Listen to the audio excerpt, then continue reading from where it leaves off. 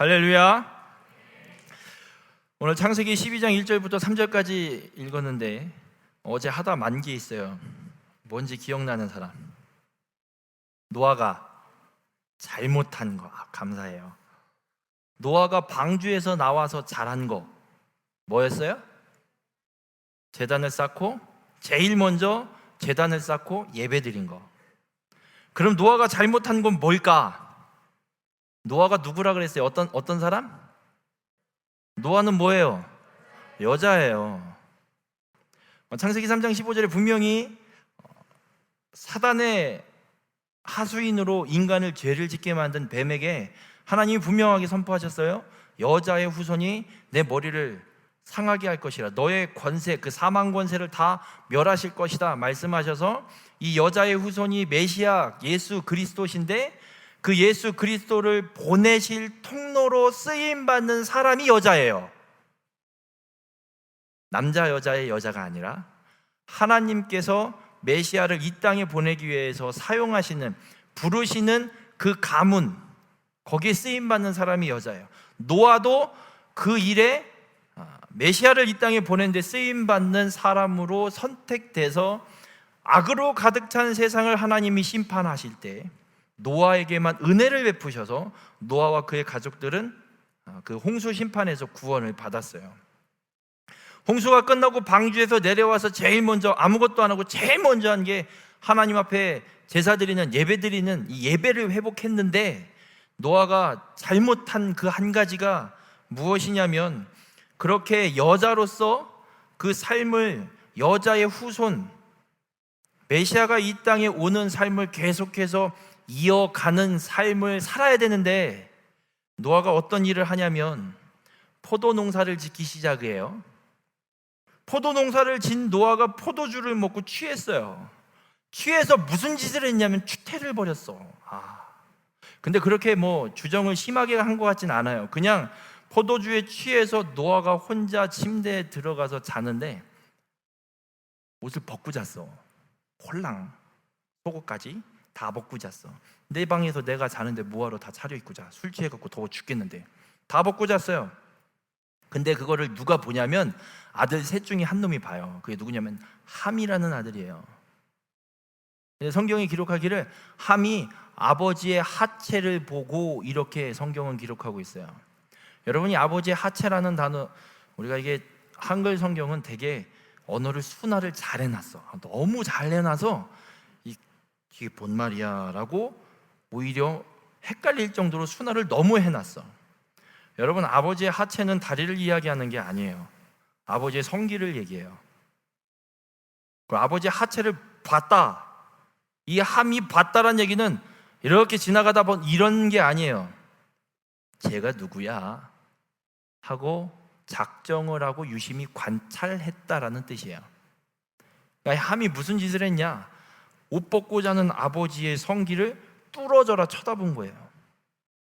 많은 신학자들이 이 부분에 대해서 함이 어떠한 성격, 어떠한 성품을 갖고 있냐, 동성애적 성품을 갖고 있다 해석을 하고 있어요. 맞는 것 같아요. 맞아요. 함은 동성애적 감정과 그런 성향을 갖고 있던 사람이에요. 술에서 깨어난 노아가 그 이야기를 들었어요. 화가 나요, 안 나요?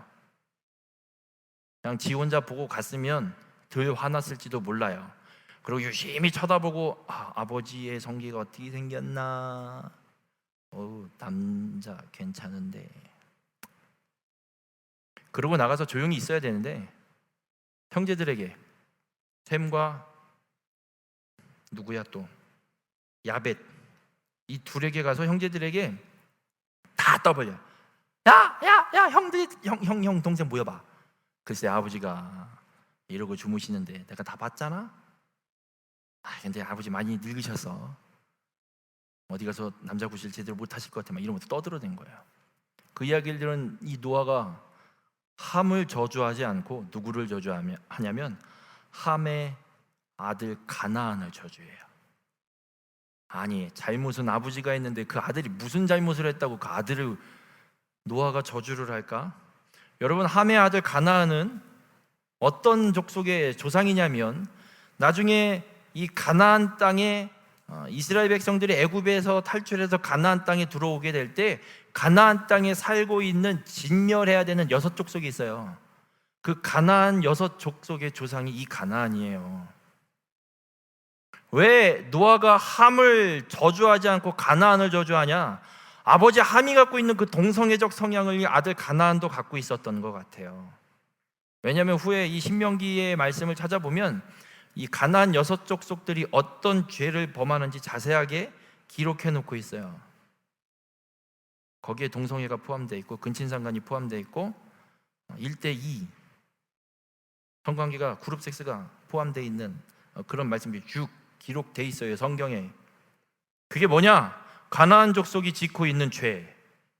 그 죄가 가득 차서 가나안 족속을 진멸해야 된다라고 하나님이 이스라엘 백성들에게 말씀하시는 거예요. 명령하시는 거예요. 진멸하라고. 이 동성애 성적인 죄는 무조건 하나님 앞에 죄예요. 일말에 타협점 없습니다. 지금 난리죠. 동성애를 합법화한다고. 동성애자들을 욕하는 거 아니에요. 동성애를 왜 합법화해요? 지금 우리나라가 추진하고 있는 정책이 뭔 줄 알아요? 애 좀 제발 좀 낳으라고 출산 장려금도 주고 있어요. 근데 동성애를 합법하면 이거는 기본 국가 정책에 반대되는 거예요. 동성애라면 애를 어떻게 낳을 건데. 출산 장려 정책이 무슨 소용이에요? 동성애 합법해버리면 애 낳지 말라는 거지. 미쳤어요 지금 다 세상이. 아주 썩어 빠져 돌아가고 있어요 지금 이 세상이. 가나안에게 노아가 저주하는 이유는 다른 게 아니에요. 가나안, 너도 네 아버지 함처럼 그런 죄성이 분명히 갖고 있어. 동성애적인 그 죄성을 너도 갖고 있는데 네가 그 아버지의 동성애적 성향을 갖고 있는 그 죄성을 끊어버리면 이 저주가 너한테는 안 갈 거다. 근데 네가 그걸 끊지 못하면 함이 받아야 될 저주 가나안 네가 다 받게 될 거다. 근데 가나안이 어떻게 하냐? 그 저주를, 그 동성애적 성향을 끊어내지 못해요. 그냥 살아버려요. 그래서 가나안 족속의 죄가 성적인 죄로 가득 차버리게 돼요. 노아가 잘못한 게 뭐냐? 예수 그리스도를 이 땅에 오는데 쓰임받는 통로로 부름받은 여자임에도 불구하고 하나님 앞에 제사 드리는 거 잘했는데 그 뒤에 계속해서 지켜 살았어야 되는데 포도주 먹고 술에 취해서 아들이 죄를 범할 빌미를 줘버린 거. 여자의 후손으로서 온전히 살아내지 못하고 중간에 한번 삐그덕거린 게 노아가 방주에서 내려와서 잘못한 한 가지예요.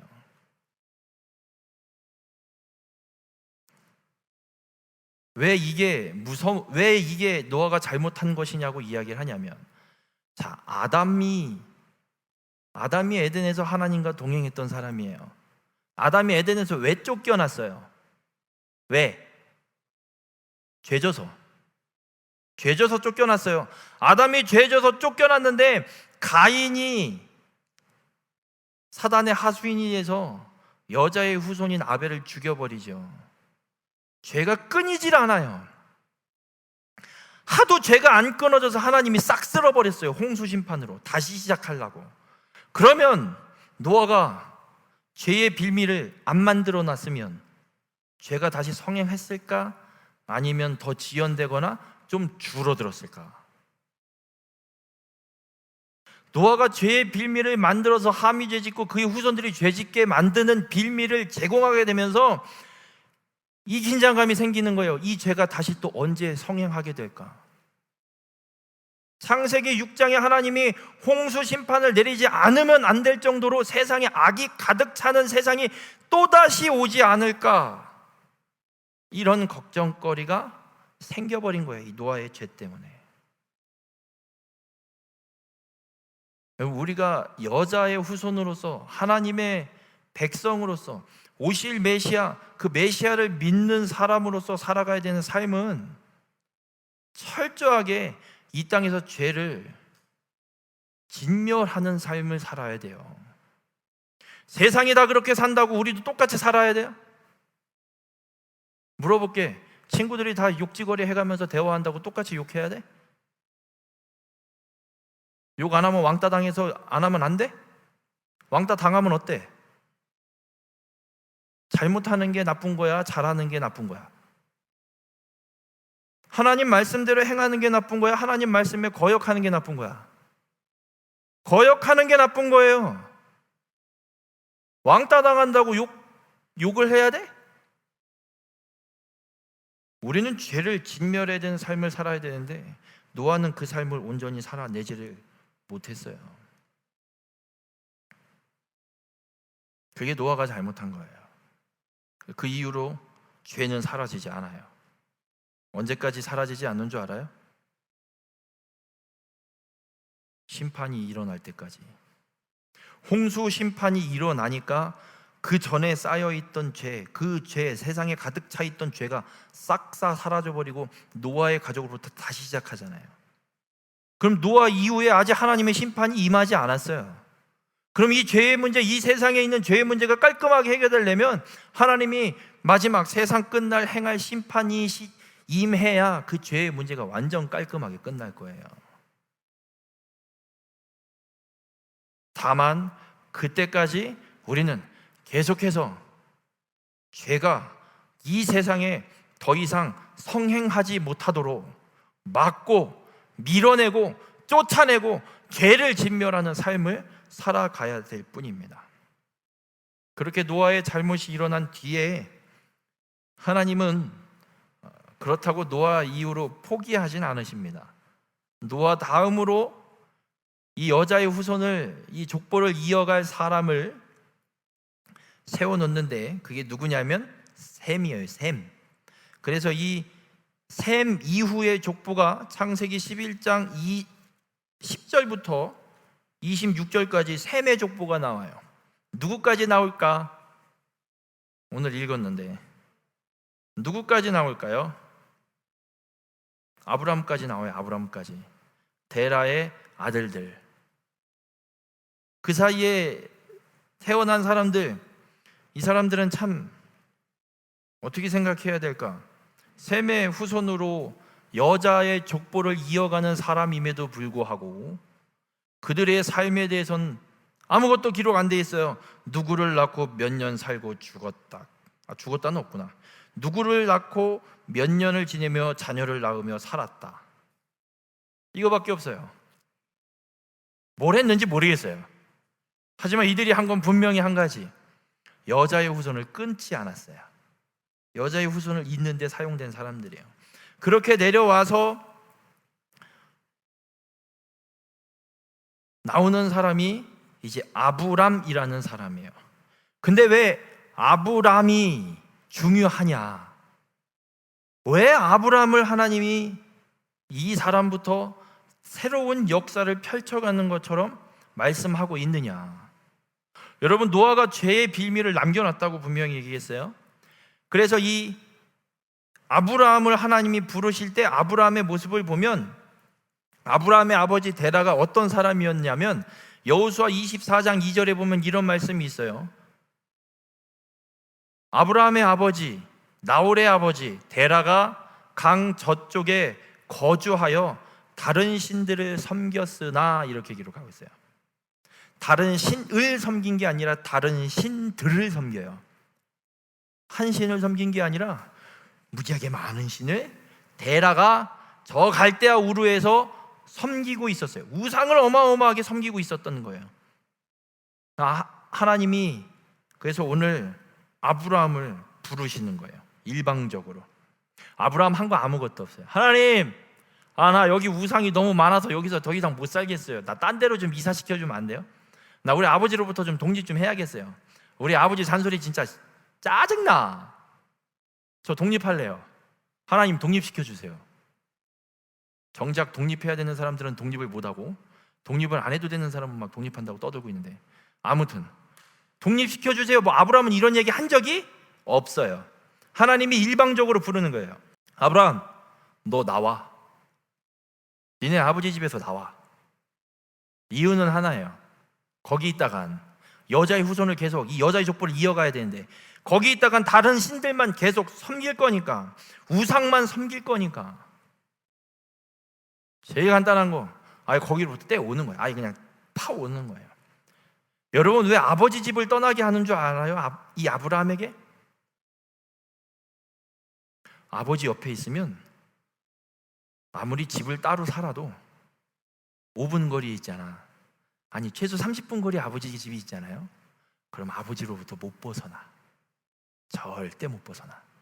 내가 경험해보니까 그래. 천안 살 때 처갓집은 차로 10분이면 가고 우리 집은 시내니까 10분이지 신호 같은 거 없이 밤에 가면 5분도 안 걸리는 거리고, 우리 집은 차로 30분, 밤에 가면 뭐 한 20분, 25분이면 들어가는 그런 거리. 생각나면 그냥 나와서 만날 수 있는 거리. 필요하면 전화하면 바로 나오실 수 있는 거리. 아버지 소나기를 못 벗어나. 뭐 하면 전화해. 아버지 와서 애 좀 잠깐 봐주세요. 뭐 하면 저희 뭐 처갓집 장인어른 장모님한테 맡기고 와. 이래요. 뭘 할 수가 없어. 그래서 뭘 하려고 해도 부모님이 뭐 시간이 안 되냐? 안 되면 말고 이러시는데 어떻게 안 가? 안 돼도 조금이라도 틈을 내서 가서 뭘 도와드리고 해야지. 안 돼. 근데 횡성을 딱 떠나오니까 깔끔하게 끝났어요. 안 불러. 못 부르지. 야, 와서 콩 좀 털자. 가는 동안 다 털어. 뭘 털어? 알아서 터셔. 뭐 해로 오라 이런 전화가 없어. 그냥 어떻게 잘 지내냐? 잘 지내요. 걱정하지 마세요. 끝. 어머니 아버지 이제 신경 쓸 게 없어. 장인어른 장모님도 신경 쓸 게 없어. 뭐 좀 해야 되는데 언제 천안 안 내려오냐? 몰라요. 언제 내려가지? 휴가 때나 내려갈래나? 명절 때나 갈래나? 한 석 달 남았네요. 기다리세요. 석 달을 어떻게 기다려? 당장 해야 되는데 알아서 하시겠지. 하나님의 아브라함을 부르시는 이유가 그거예요. 아버지 데라가 우상을 섬기고 있어. 거기 있다간 하나님이 여자의 후손으로 그 아브라함을 여자로 못 써먹어요. 야, 나와. 그래서 하나님이 부르시는 거예요.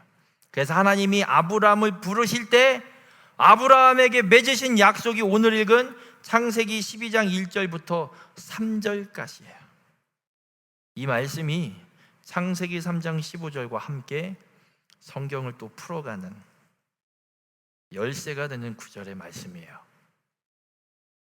재밌어요, 이것도. 자, 하나님이 아브라함을 부르시면서 아브라함한테 하신 약속이 무엇이냐? 좀 정리를 해서 좀 이야기를 해보면, 먼저는 큰 민족을 하나님이 이루어 주시겠다고 얘기해요. 아브라함한테 큰 민족을 이루겠다. 아브라함이 하란을 떠날 때 나이가 몇 살인 줄 알아요? 75세예요. 자, 75세인 아브라함이 아들이 있을까 없을까?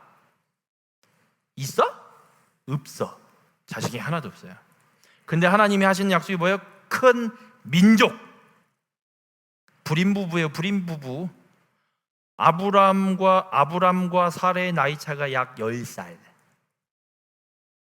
사레는 65세, 아브라함은 75세. 이 나이에 하나님의 부르심을 받고 떠나기 시작을 하는데, 불임부부한테 하나님이 하신 약속이 큰 민족을 이루어 주겠다. 웃기지도 않네. 아무튼 큰 민족을 이루겠다고 약속을 하셨고, 또 하나 복을 주겠다고 약속하셨어요. 너에게 복을 주겠다. 그리고 또 하나, 내 이름을 창대하게 하겠다. 이 창대하게 한다는 건 위대하게 혹은 유명하게. 제 이름이 좀 유명해졌어요. 횡성 와서. 천안에 있을 때는 나 아는 사람 별로 없었어요. 우리 교회 성도 주일날 예배 드리는 지 12명 다예요. 그러고는 아는 사람 없어요. 근데 우리 횡성 오니까, 일단 횡성 오니까 나를 아시는 분이 1000명이야. 나는 모르지만, 다 알진 못하지만 나를 아는 분들이 1000명이야. 더 놀라운 거, 시장을 나갔는데 강원도 의회 의원님이 나를 알아보고 내 손을 푹 잡고, 아이고 목사님 안녕하세요, 어떤 일이시냐고. 나 이런 강원도 의원한테 인사 받아봤어 니네? 받아본 사람 손 들어봐. 아니, 선거 중에 지나가다 인사 받는 거 말고, 나는 그냥 가고 있는데 가고 있는 지나가는 나를 붙잡고 인사하는 거 받아봤냐고. 나 도 의원한테 그런 인사 받아본 사람이에요. 하나님이 아브라함의 이름을 창대케 한다는 걸 그렇게 만들어 주시겠다는 거예요. 아브라함을 그냥 동네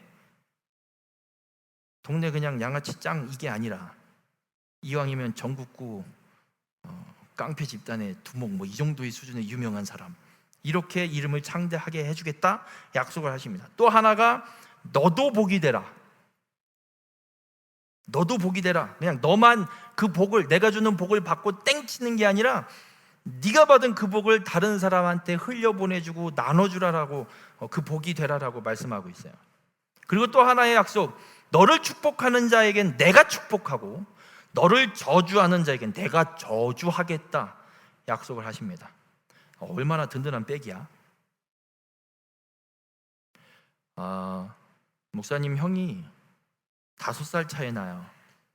국민학교 1학년을 들어갔는데 우리 형은 몇 학년?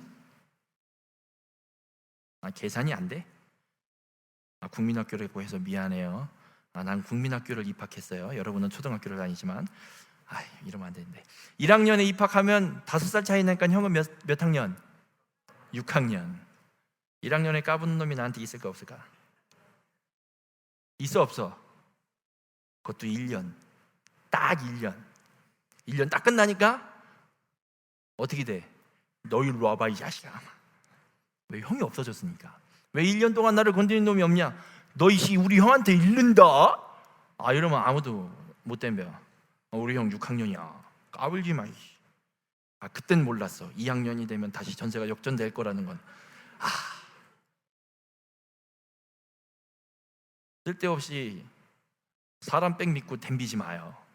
그 백 사라지면 배로 얻어맞아. 아파. 하나님이 아브라함의 백이 돼주겠대요. 너 축복하면 내가 축복해주고 너 저주하면 내가 그 자식을 그냥 이런 약속을 해주시고, 그리고 또 하나의 약속을, 어떤 약속을 하시냐면 너로 말미암아 땅의 모든 족속이 복을 받게 될 거다라고 하나님이 약속합니다. 무슨 의미를 갖고 있는 거냐면 아브라함으로 말미암아 땅의 모든 족속이, 아브라함은 살다가 죽는데 175세, 165세였나 175세였나 아브라함이 그때 죽거든요. 근데 어떻게 땅의 모든 족속을 아브라함 때문에 복을 받아요? 그 나이 동안 아무리 돌아다녀도 땅의 모든 족속의 사람들을 만날 수가 없어. 여기 아브라함 만난 사람 손 들어봐. 손 들어봐. 근데 아브라함이 어떻게 나한테 복을 줘? 어떻게 줘? 못 줘. 근데 하나님이 말씀하시는 게 너로 말미암아 땅의 모든 족속이 복을 받게 하겠다. 너 때문이 아니라 너의 후손에서 오게 되는 메시아, 오실 예수 그리스도, 너의 후손으로, 너의 직계 후손으로, 사촌 말고 직계로, 다이렉트 직계로 메시아를 이 땅에 오게 해서 그 메시아로 땅의 모든 족속이 복을 받게 하겠다라는 약속을 하나님이 해주세요. 그리고 이 가나안 땅을 내 자손에게 주겠다. 하나님이 이렇게 약속을 둘, 넷, 여섯, 7가지를 하나님이 아브라함에게 해줘요. 그럼 이 약속이 다 이루어질까 안 이루어질까? 다 이루어질 거예요. 근데 어떻게 이루어 가시는지 한번 쭉 가볼게요. 한번.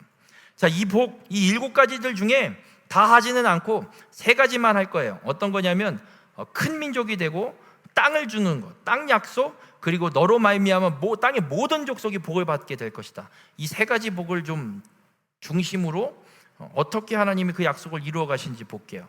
왜 이 3가지만 보냐? 아까 7가지라고 해놓고 나머지 4개는 아브라함 개인에게 주신 하나님의 복이에요.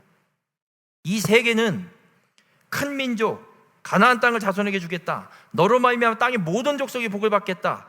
이 3가지의 약속과 복은 하나님이 아브라함한테만 주시는 게 아니라 아브라함의 아들 이삭에게도 동일하게 주시고 이삭의 아들 야곱에게도 동일하게 주십니다.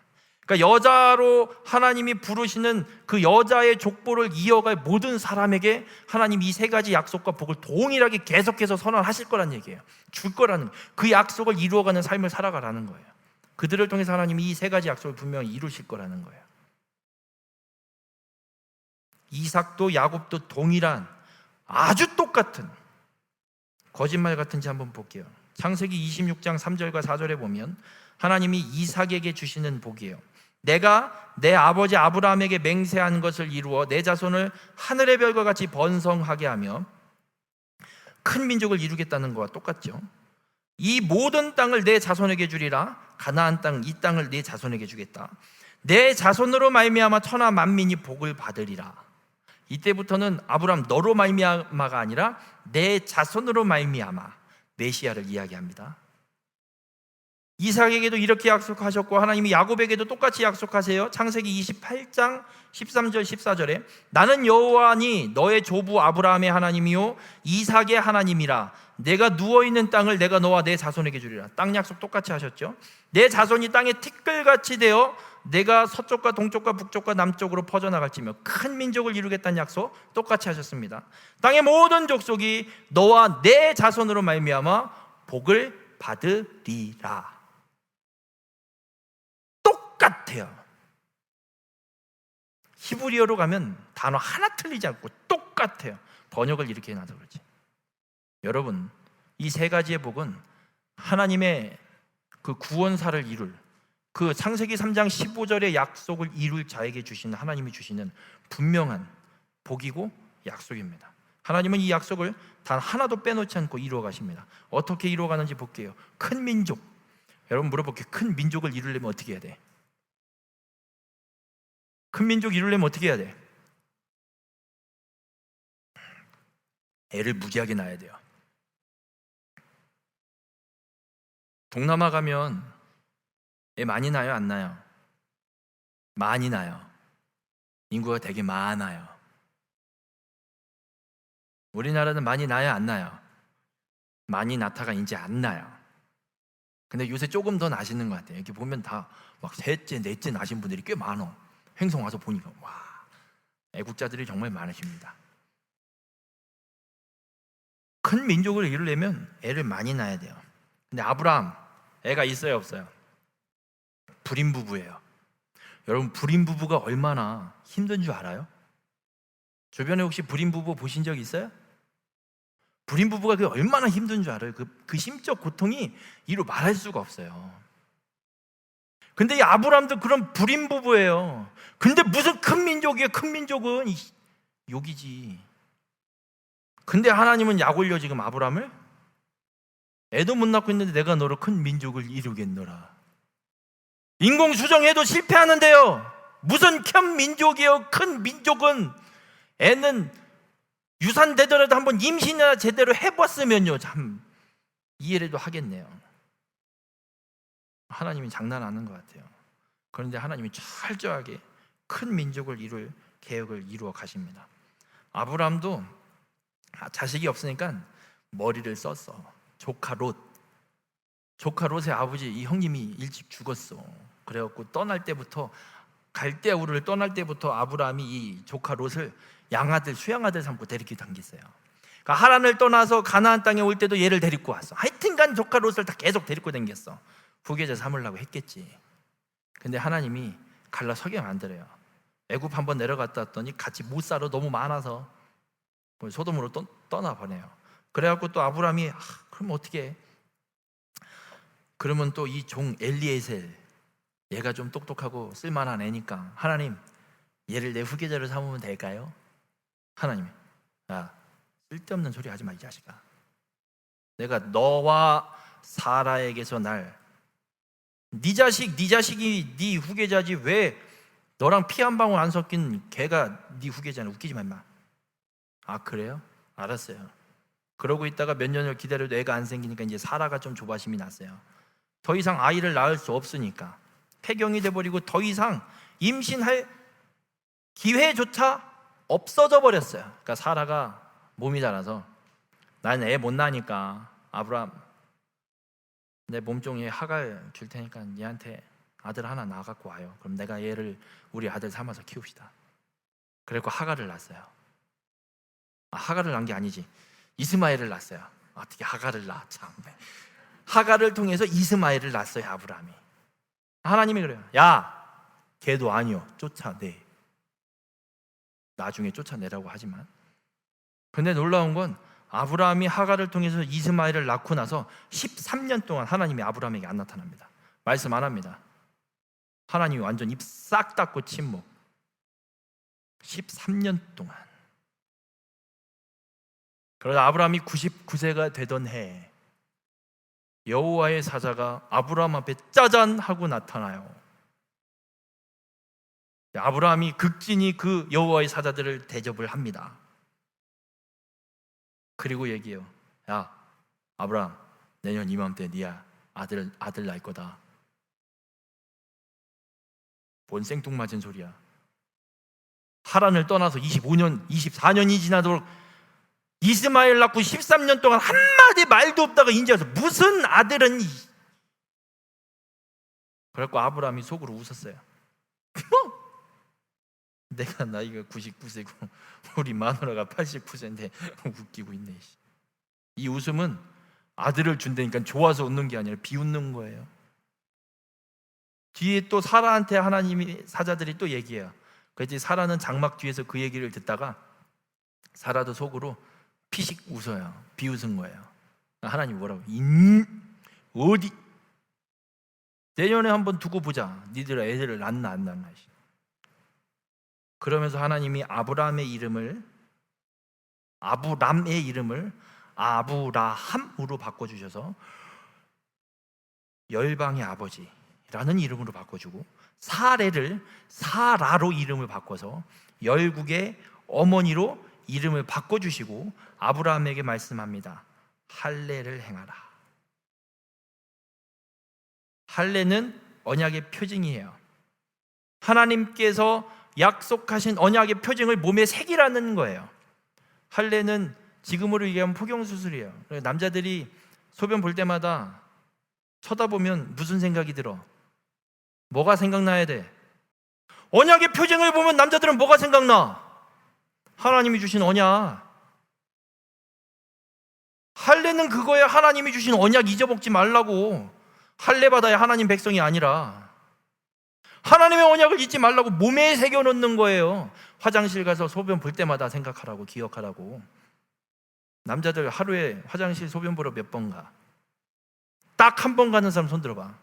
단 한 명도 없어요. 최소한 2번은 갈걸? 하루에 2번 이상은 하나님이 내게 주신 언약을 기억하라는 거예요. 하나님께서 무슨 일을 행하신 거냐면 그 13년 동안 하갈을, 그러니까 아브라함이 하나님이 맺어주신 언약, 큰 민족을 이루겠다는 거, 도대체 애도 임신도 못하는데 어떻게 못 낳지? 아유, 어떻게 민족을 이뤄? 애 하나 낳기도 이렇게 힘든데.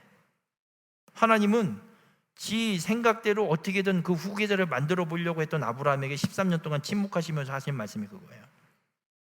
야, 나 못 믿냐 너? 나 믿을 때까지 난 가만히 있을 거다 이 자식아. 13년 한번 너 훈련 좀 받아야지. 안 되겠다. 기다려.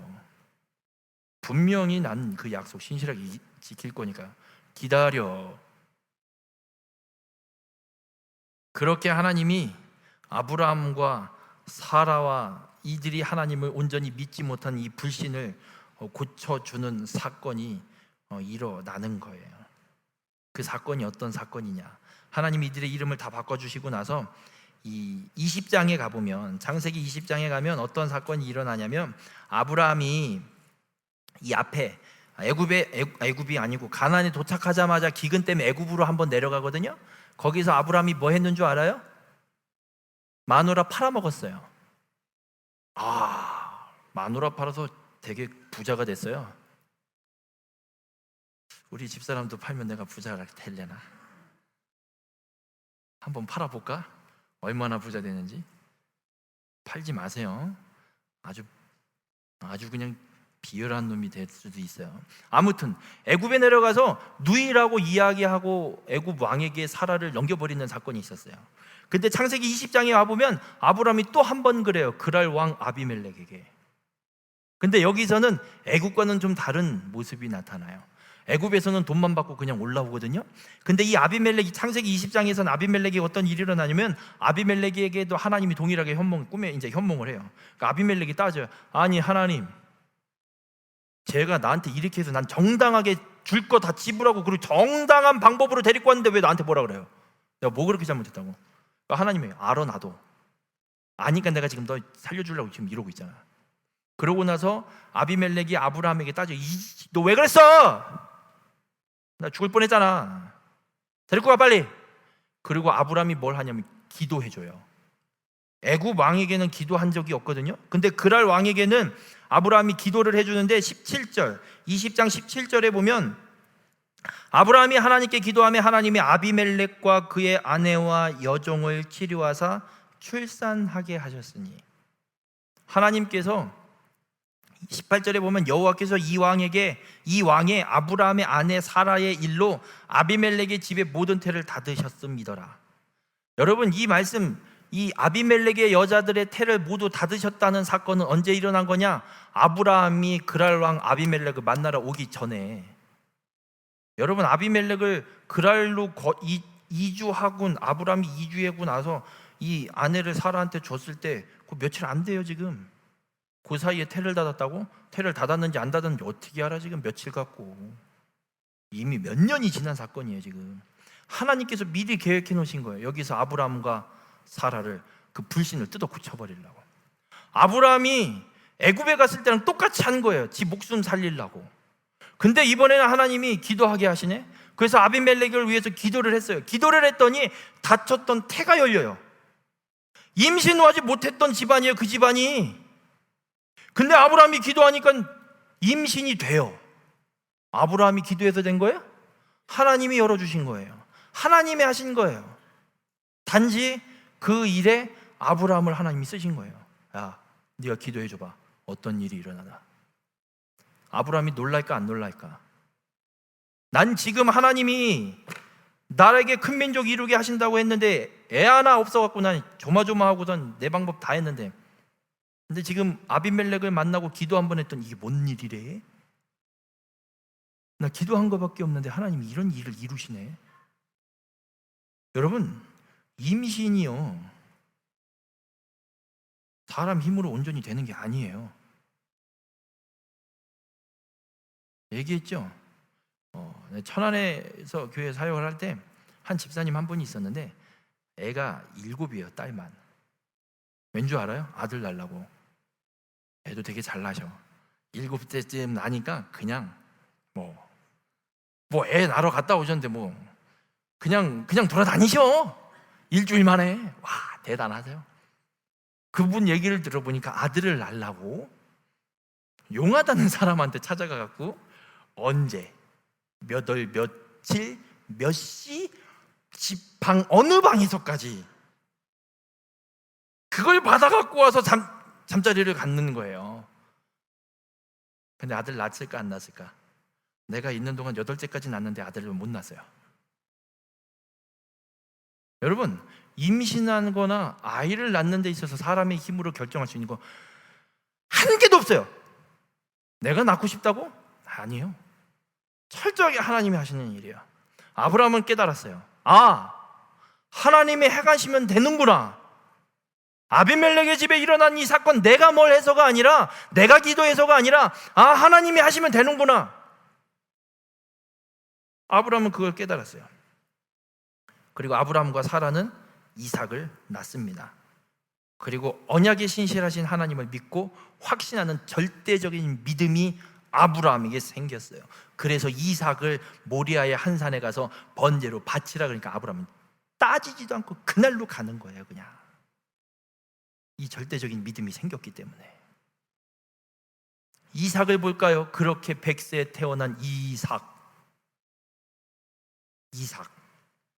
여러분, 100세에 겨우 낳은 이삭의 부부도 불임이었을까 아니었을까?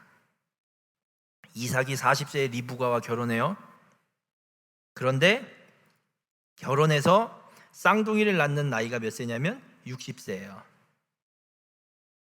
20년 동안 애를 못 낳아요. 근데 이삭은 어떻게 해서 낳냐? 애를 못 낳자 이삭이 하나님 앞에 기도해요. 기도해서 쌍둥이를 20년 만에 낳아요. 아브라함은 하란을 떠난 지 25년 만에 낳는데 아들 이삭은 20년 동안 불인하고 그때 쌍둥이 둘, 딱 하나 더. 재밌죠? 이삭은 어떻게 해서 그랬을까? 여러분, 이때까지 이삭이 쌍둥이를 낳을 때까지 아브라함이 죽지 않았어요. 이삭 옆에서 조언을 하는 거예요. 아들, 내가 다 겪어봤어. 내가 너 어떻게 낳는지 얘기해줬지? 너는 기도만 해. 딴 생각하지 마. 하나님은 약속 분명히 지키는 분이야. 여자의 후손을 이 땅에 보내신다고, 큰 민족을 이루시겠다고 우리랑 분명히 약속했기 때문에 넌 자식 낳아. 그것도 아들 꼭 낳아. 걱정하지 마. 지금 안 생긴다고 걱정하지 마. 기도해. 기도해. 이삭이, 아버지 안 되네요. 아니야, 기도해. 알았어요. 기도해. 그래서 쌍둥이 났어요.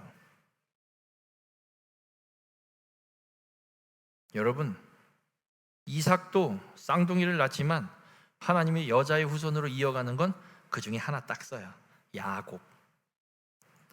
야곱이 형 에서를 속여서 장자의 축복을 다 뺏고 나서 외삼촌 라반의 집으로 도망가죠. 그리고 도망가던 중에 베델에서 하나님한테 그 약속을 아버지 이삭, 할아버지 아브람과 똑같이 받고 외삼촌 라반의 집에 가서 라헬이 너무 예뻐서, 그녀는 너무 예뻐서 난 그녀랑 결혼해야지.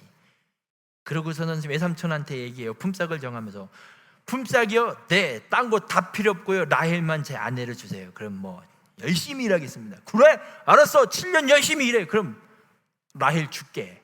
그래갖고 이삭이 7년을 7일처럼 일해요. 와. 아무튼 라헬을 이제 결혼하겠구나, 같이 합방해서 이제 애 낳고 잘 살아야지 하고 첫날 밤을 지나고 아침에 일어났어요. 웬걸, 옆에 누가 들어와 있어요? 레아는 눈이 흐리멍텅, 시력이 안 좋아요. 눈이 안 좋다고 써 있어요. 라헬은 예쁘고. 그러니까 이 야곱이 화딱질이 났어요. 라헬이 예뻐서 라헬 달라 그랬는데 왜 눈도 안 좋고 이쁘지도 않은 레아를 줘요? 왜 약속, 이거 계약 위반이에요. 삼촌? 삼촌이 아니지, 장인어른, 계약 위반이십니다. 뭐 하는 짓이에요 지금 이게? 라반이래. 야, 첫째도 시집 안 갔는데 어떻게 둘째가 시집가? 우리 동네에는 그런 법 없어. 라헬을 또 아내로 얻고 싶으면 7년 더 일해. 정말 지혜로워요 라반. 야곱이 어떻게 했을까? 안 입고 더러워서 때려쳐야 될 거 아니야? 예쁜 라헬을 아내로 얻고 싶어서, 알았어요, 우리 7년을 더 일해요. 레아와 합방하고 나서 7일 만에 라헬과 결혼하고 라헬을 신부로 얻는 값을 7년 동안 일을 하는 거예요. 더. 놀라워요. 그렇게 졸지에 야곱은 아내가 2명이 됐어요. 그래서 이 둘이 무슨 일을 시작을 하냐? 애 낳기 경쟁.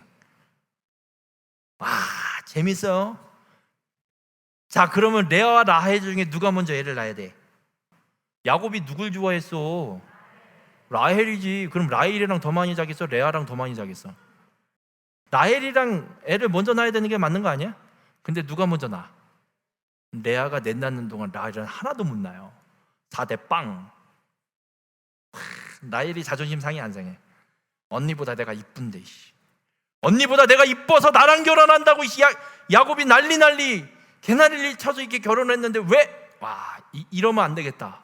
그래갖고 라헬이 야곱한테 이래요. 내 몸종을 줄 테니까 내 알을 낳아도 걔를 내 아들로 삼으면 되니까. 그 이제 몸종을 들이대서 아들을 둘을 또 낳아요. 그러니까 레아가 자기가 또 나이가 있으니까 내 낳는 동안 나이가 들었잖아. 그러니까 또 어떻게 어쭈구리 저게 첩을 줘서 또 애를 또 낳게 만들어? 야, 우리는 또 누구 없냐? 해갖고 레아도 몸종을 하나 시녀를 들여보내서 애를 낳게 해요. 또 둘을 낳아요. 그동안에 라헬은 낳았어 안 낳았어? 아직도 하나도 못 낳았어. 4대 2대 2대 빵. 그랬는데 레아가 이건 아니야. 난 또다시 아이를 낳고 싶어. 그래갖고 둘을 더 낳아요. 6대 2대 2대 빵. 라헬은 그때까지도 애를 못 낳았어. 와, 미치겠네. 그러다가 11번째로 하나를 낳아요. 그게 요셉이에요. 그러다가 하나를 더 낳았는데 그 하나를 낳다가 죽어요. 불쌍하다. 6대 2대 2 만들다가 생을 마감하고 세상을 떠나요. 그렇게 야곱은 12아들을 낳아요. 여기도 큰 민족이 이루어졌을까 안 이루어졌을까? 이루어졌어? 안 이루어졌어. 아들 12명 낳은 게 뭐 큰 민족이야. 그냥 대가족일 뿐이지. 안 그래? 필리핀 갔다 온 사람들 손들어 생각을 해봐. 필리핀 갔더니 그때 어느 저기 집에 가서 그 현지인들 집에 가서 잘 때 어느 집에는 애들만 6명인가 7명인가 막 일으키잖아. 한 집안이 그런데 뭐 무슨 큰 민족이고 한 집안이지. 그래 안 그래? 한 집안이잖아. 지금 한 집안이에요. 큰 민족 안 이뤘어요. 근데 하나님이 이 12아들을 통해서 뭘 만드냐? 이스라엘 민족의 지파들의 대표자로 하나님이 이 12아들을 주신 거예요. 씨. 여러분, 하나님께서 지금 아브라함, 이삭, 야곱까지 큰 민족을 이루시겠다고 하시면서 주신 건 씨, 딸랑 하나씩만 주시는 거예요. 아, 왜 그래? 큰 민족을 이루신다며. 이거 말이 틀려. 하나님이. 그러면 돼, 안 돼? 하나님이 말이 틀리면 돼, 안 돼? 안 되지. 약속하셨으면 분명히 지켜야지. 근데 하나님이 씨만 주는 이유가 있어요. 이 가나안 땅이라는 동네가 어느 동네, 어떤 성격에 있는 땅인지를 좀 우리가 살펴봐야 돼요. 가나안 땅에 어떤 모습이 있냐면, 그 야곱이 라반의 집에서 이제 다 임금 정산하고 형 에서를 만나고 나서 들려서 잠깐 정착하는 곳이 있어요. 어딘지 아는 사람? 세겜이라는 곳이에요. 세겜이라는 곳에 어떤 일이 있었냐면, 아브라함이 12아들만 낳은 게 아니라 딸도 낳았어. 디나라는 딸도 하나를 낳았어. 이 디나가 세겜에 아버지가 정착하고 잠깐 사니까 이 동네는 어떤 동네가 마실을 나갔네. 나도 횡성에 면접을 보러 온 날 도대체 이 횡성이 어떤 동네인가 하고 너무 일찍 와갖고 2시간을 일찍 와갖고, 엄마야, 목사님이 나와 계실지도 모르고 한 1시간 일찍 왔으면 그냥 전화 드리고 만나면 되는데 2시간 일찍 왔으니 전화도 못 드리고 그냥 여기가 도대체 어떤 동네가, 교회를 일단 와서 여기로 내려가서 쭉 가갖고 그 로타리 앞으로, 롯데리아 그 앞으로 해서 내려가갖고 저기 강변 타고 소방서 앞으로 삥 돌아서 요 섬강 도로를 타고 다시 이렇게 들어왔어. 5분 만에. 한 30분 걸릴래나, 뭐 볼만한 거 있나 하고 한 바퀴를 돌았는데 5분 만에. 아이씨. 그래갖고 여기다 요 주차장에 그냥 차를 대고 차에서 그냥 앉아 있었어요. 12월 초에 온 거였으니까 그냥 앉아 있었어요. 한 30분을 삐대다가 한 1시간 30분 정도 남았어요. 목사님하고 약속한 시간이.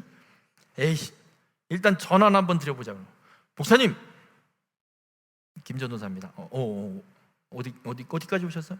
지금 교회 마당에 왔는데요. 벌써 왔어. 그래? 그럼 들어와. 그래서 들어가서 인사하고 면접 보고 그러고 다시 차 타고 집에 갔어요. 처음 온 동네니까 어떤 동네인지 한번 돌아봤지. 이 아브라함이 아니고 야곱의 딸 디나도 이 동네가 궁금하잖아. 구경을 나갔지. 어떤가.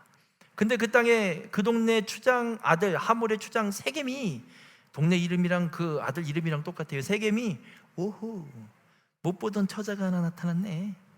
어쭈 좀 반반하게 예쁜데 작당을 했어요. 내가 쟤 오늘 눕혀버린다. 확. 그리고 잡아다가 강간을 해버려요. 그리고 나서 세겜이 어떻게 하냐면, 처음에는 그렇게 강간하려고 시작을 했는데 예뻐서 그냥 한번 놀아보려고 시작을 했는데 정말 디나가 좋아졌어. 그래서 아버지 하물을 찾아가. 세겜이 아버지 나 쟤 좋아. 나 쟤랑 결혼시켜줘. 야, 누군 줄 알고? 누군지 모르는데 하여튼간 쟤 너무 이뻐. 나 쟤랑 결혼할래. 그래? 우리 아들 병 나면 안 되지. 그래, 가자. 그 애 아버지가 누구야? 야곱이라는 사람인데. 그래, 가자. 그리고 하물이 야곱을 찾아가서, 어이 야곱씨, 이러면서 이렇게 얘기해요. 창세기 34장 9절에 너희가 우리와 통혼하여 너희 딸을 우리에게 주며 우리 딸을 너희가 데려가고 너희가 우리와 함께 거주하되 땅이 너희 앞에 있으니 여기 머물러 매매하며 여기서 기업을 얻으라. 무슨 얘기냐면, 야, 우리 족속이랑 니네 족속이랑 섞여 살자. 섞인다. 가나안 족속과 여자의 후손이 섞여 산다? 그런 사건이 한번 이전에 있었어요. 창세기 6장에 하나님의 아들들이 사람의 딸들의 아름다움을 보고 자기가 좋아하는 사람 그대로 데려다 아내로 삼기 시작하더라. 그래서 벌어진 일, 세상에 악만 가득 차서 하나님의 심판이 임하니라. 가나안 땅이 똑같아요. 창세기 6장에 일어났던 사건이 똑같이 일어나게 생긴 땅이에요. 지금 세겜이라는 땅이. 가나안 땅이 그래요. 가나안 땅에 사는 가나안 족속들은 배척이 없어. 오면 무조건 갑자기 말이 생각. 하여튼간 세계는 하나. 우리는 다 같이 하나. 우리는 하나. 난 영어에 약해. 우리 모두는 하나, 한 가족이요, 같이 삽시다. 막 섞여 사는 거예요. 그러니까 가나안 땅에 살면, 지금 가나안 땅에 살면, 여기 가나안 땅에서 큰 민족을 잃어버리면 어떤 민족이 이루어지냐? 여자의 후손의 민족이 이루어지는 게 아니라 세상이 섞여버린, 창세기 6장에 하나님이 심판할 수밖에 없었던 그 세상이, 그 민족이 이 땅에 생겨버리니까 하나님 민족 안 만드는 거예요. 지금 민족을 만들 준비를 하기 위해서 씨만 하나만 딱 심어놓는 거예요. 지금 얘 죽지 말라고. 여러분 시드뱅크라고 알아요? 한 몇 주 전에 유키즈 온더블록에 나왔던 그 시드뱅크의 직원이 한번 나왔어요. 거기는 뭐냐면 전 세계의 멸종 위기에 있는 씨를 다 모아 놓는데요. 시드뱅크가 아니고 시드 뭐라 그랬는데 하여튼가 그냥 그 씨를, 종자를 구해다가 저 지하 몇백 미터, 몇십 미터 밑에다가 차곡차곡 쌓아놓는 거래요. 거기서 씨를 끝낸다. 그럼 이 지구상에 웬만한 식물이 멸종했을 시대가 올 때 거기 있는 씨를 꺼내는 거래요. 함부로 안 꺼낸대요. 어쨌든 이 세상에 살았던 한 시대를 살았던 식물의 씨앗이 사라지지 않도록 일정량의 씨앗을 거기에 계속 저장해 놓는 거예요. 그것만 있으면 나중에 다시 싹 틔워서 그 멸종된 식물을 다시 살려낼 수 있고 씨앗도 다시 얻어낼 수 있는 거예요. 그러니까 하나님이 멸종하지 않도록, 끊어지지 않도록 씨만 지금 주시는 거예요. 이유는 그거예요. 이 가나안 땅의 이민정체, 옛날에 그 창세기 6장에 있었던 그 악이 가득 차는 생이 다시 올까 봐. 그리고 가나안 땅의 신이 어떤 신이냐면 무지하게 많은데 그들 중에 주신, 술신 이거 말고 사람들이 가장 큰, 가장 높은 신으로 생각하는 신이 누구냐면 바알신. 이 바알신이 어떤 걸 주는, 세 가지를 주는 신이라고 믿는데 하나는 풍요의 신, 비를 주관하는 신으로 봤어요. 이 가나안 땅에는 비가 흔히 안 와요. 광야 지역 막 이래갖고 비가 잘 안 와요. 그래서 풍년이 되려면 바알신이 비를 내려줘야 풍년이 돼요. 그러니까 비가 안 오면 풍년이 안 들어요. 그러니까 비를 주관하는 바알신이 풍년을 결정하고 우리의 풍요를 채워주는 신으로 이해하고 있었고, 그리고 또 어떤 신으로 알고 있냐면 섹스의 신으로 알고 있어요. 어떤 의미냐면 이 비를 주관하는 바알의 신에게 비를 내리게 해달라고 제사 지내는 행위가 뭐냐면 그 바알의 신을 모시는, 신전을 모시는 그 신전 여자들이 있어요. 그들이 누구냐면 창녀예요. 몸 파는 여자들, 창녀예요. 그냥 몸 파는 여자가 아니라 그냥 모든 남자들과 관계를 맺고 살아가는, 성관계를 맺고 살아가는 그런 여자를 창녀로 보면 돼요. 신전에서 이 비를 내리게 해달라고 하는 제사 행위가 뭐냐? 그 신전에 있는, 신전에서 일하고 있는 여인들, 그 제사장 여인들, 창녀들과 그룹으로 섹스하는 게 비를 내리게 해달라는 제사 행위예요. 그리고 또 하나는 술의 신이에요. 맨정신이 어떻게 그렇게 성관계를 맺겠어요? 술에 취해서. 그래서 바알의 신이 그런 신이에요. 그런데 지금 시대를 봐봐요. 이런 신이라면 좋을까 안 좋을까? 여기서 좋다고 얘기했다가 나의 본성이 다 들통나서 대답 못하겠죠. 세상은 너무나도 좋아요. 즐길 수 있으니까. 1년에 한 번 공식적으로 한 달 동안 마누라 내버려 두고 딴 여자랑 신나게 놀 수 있는 시간. 공식적으로. 집에 있는 마누라도 뭐라고 못해요. 법적으로 소송도 못 걸어요. 왜? 안 했다가 비 안 내려서 다 굶어 죽으려고. 이래야 비 내리고 풍년 들어서 잘 먹고 잘 살지. 얼마나 좋아. 그러니까 여기에서 하나님 여자의 후손들이 섞여 살면 이건 그냥 창세기 6장 그 홍수 심판이 내려져야 되는 그 시대로 다시 돌아가는 거예요. 그래서 구약의 왕들이 이 가나안 땅에 있는 바알 신을 제거하려고 했던 몇몇 왕들이 있어요. 어떤 왕이 있냐? 여호사밧, 히스기야, 요시야. 이 선한 왕들은 바알 신을 없앴어요. 바알 신을 다 부셔버리고 아세라상도 다 부셔버리고 산당도 다 헐어버렸어요. 근데 이 왕이 죽자 이스라엘 백성들은 2배, 3배 더 바알 신을 섬기고 더 우상 숭배하고 악이 더 성행하는 일들이 나요. 왜 그랬냐? 눈에 보이는 신은 제거했을진 몰라도 마음에 있는 우상을 제거하지 못했기 때문에. 여러분, 하나님께서 이스라엘 백성들에게 씨만 주시는 이유가 그거예요. 세상과 섞이지 않게 하려고. 세상과 섞여버리면 끝이에요. 여자의 후손이 아니에요. 여자의 후손이 올 수가 없어요. 세상으로부터 분리시키는 작업이에요. 그리고 철저하게 내 마음 속에 있는 우상까지도 철저하게 끊어내라고 하나님 우리에게 말씀하고 있어요. 그래서 씨만 하나님이 주고 계시는 거예요. 그러면 씨만 줬다고 해서 하나님이 큰 민족을 이루시겠다는 약속은 끝난 건가? 아직 안 끝났어요. 하나님 분명하게 이루세요. 어떻게 이루시냐? 애굽 땅을 사용하십니다. 왜 애굽 땅을 사용하느냐? 아까 이미 가나안 땅은 어떻게 한다 그랬어요?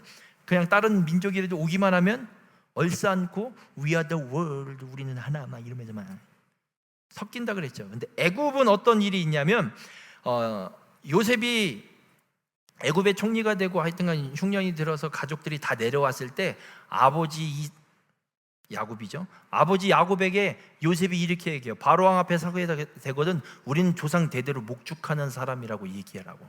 왜냐하면 이 애굽에도 신이 많아요. 근데 그 중에 유명하고 잘 알려져 있는 신이 어떤 신이냐면 아피스라는 신인데 이 신의 형상이 소의 형상이에요.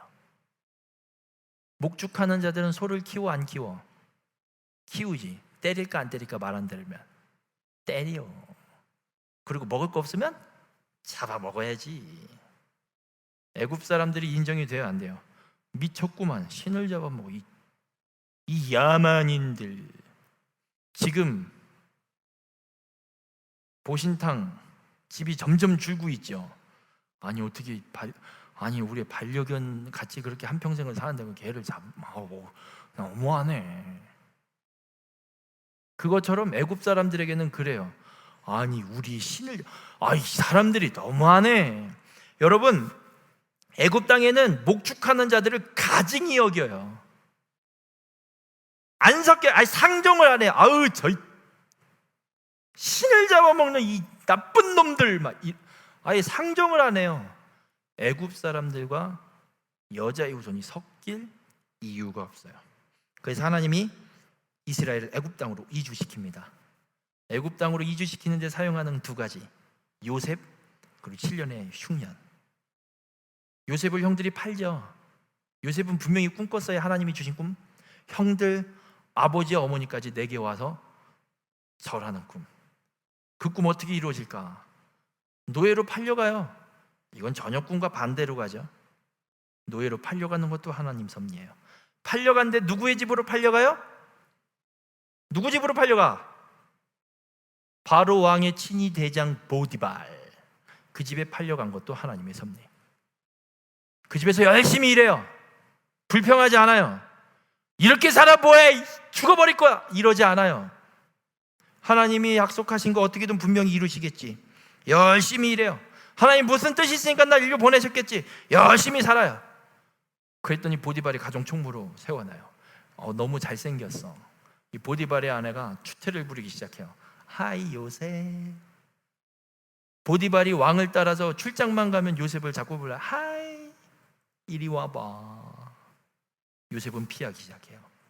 그러다가 이 기가 막힌 절호의 찬스가 와서 이 보디발이 요셉을 한번 잡아뜨려 보려고 작업을 걸었어요.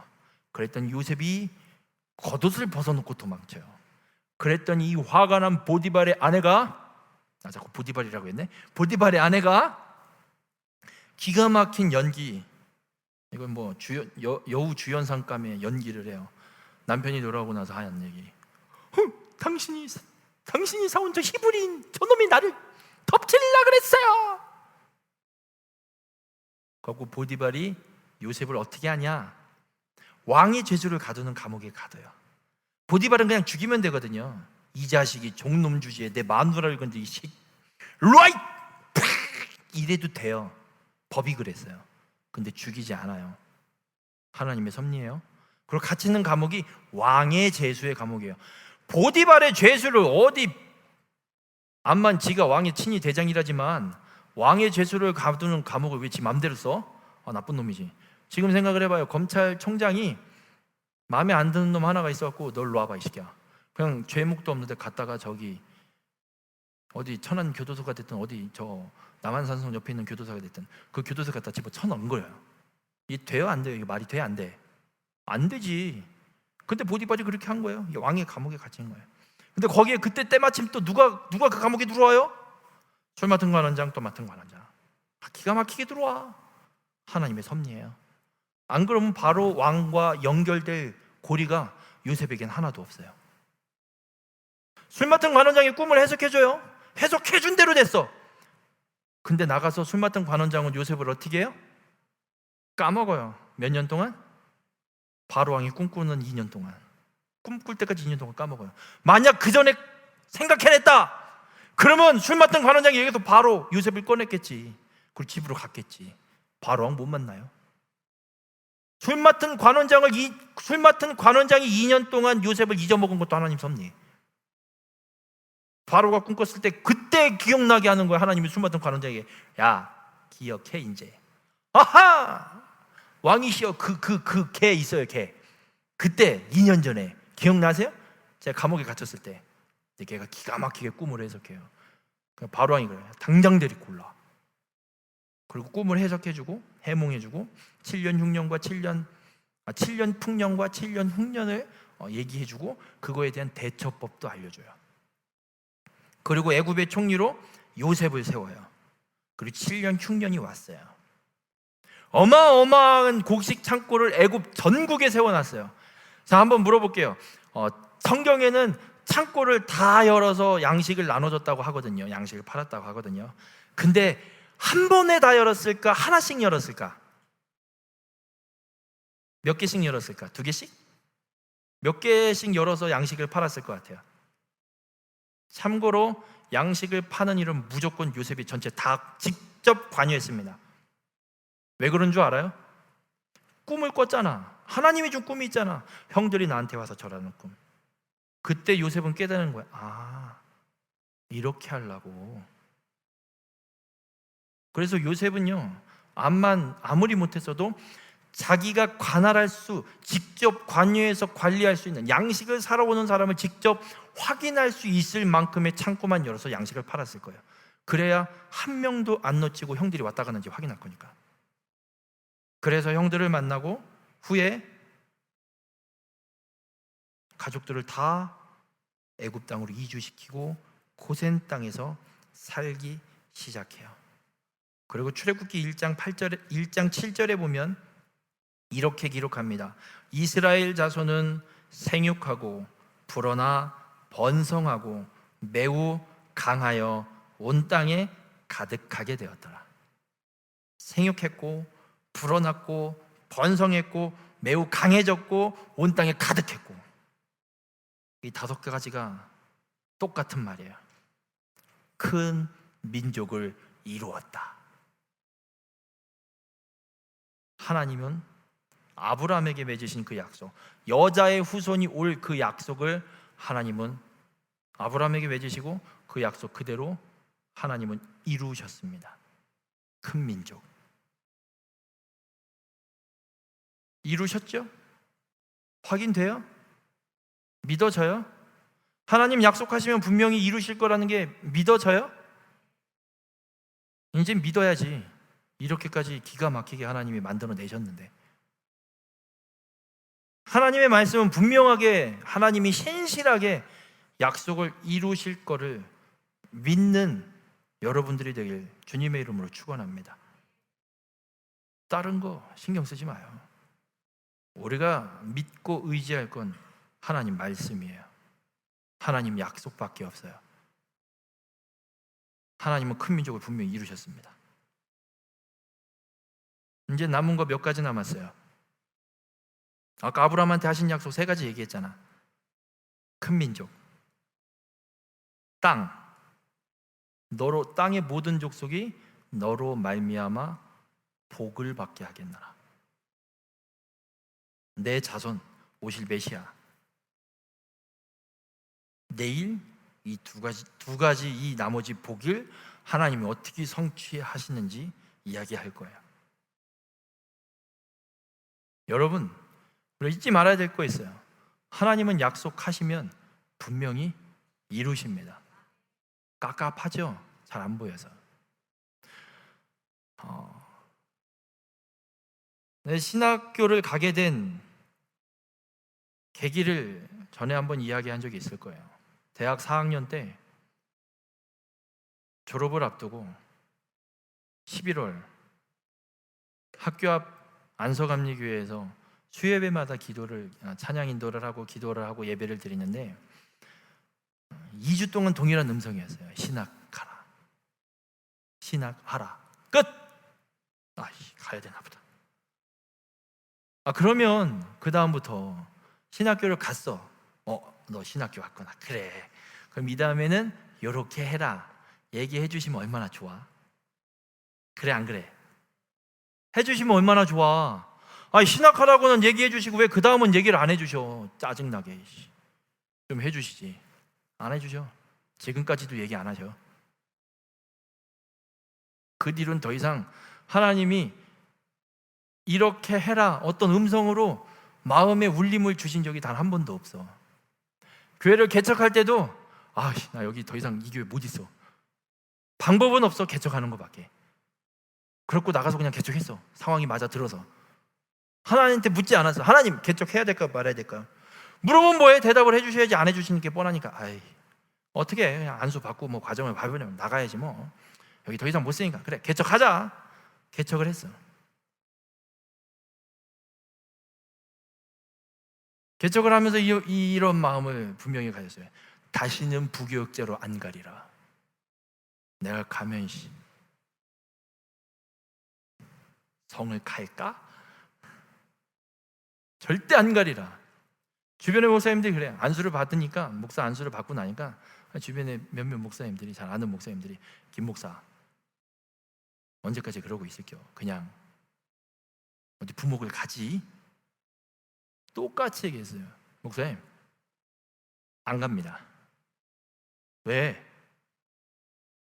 그 담임 목사님의 성품이 어떤지 목회를 어떻게 하시는지 어떤 방향을 갖고 목회하시는지 확인이 되지 않는다면 절대 안 갈 겁니다. 이 얘기는 무슨 얘기냐? 안 간다는 얘기예요. 확인은 하면 확인한다고 내가 알아요? 내가 생각하는 거와 전혀 다른. 하여튼간 그 목사님 어떤 목사님의 목회는 어떤 목사님의 목회고 나는 나의 목회가 있는 거지. 그게 맞을 거라고 생각을 해요? 나도 성격이 되게 묘해갖고요. 누구랑 이렇게 쉽게 안 맞아요. 잘 어울리지를 못해요. 저도 어울리고 좀 친해지려면 엄청 오래 걸려요.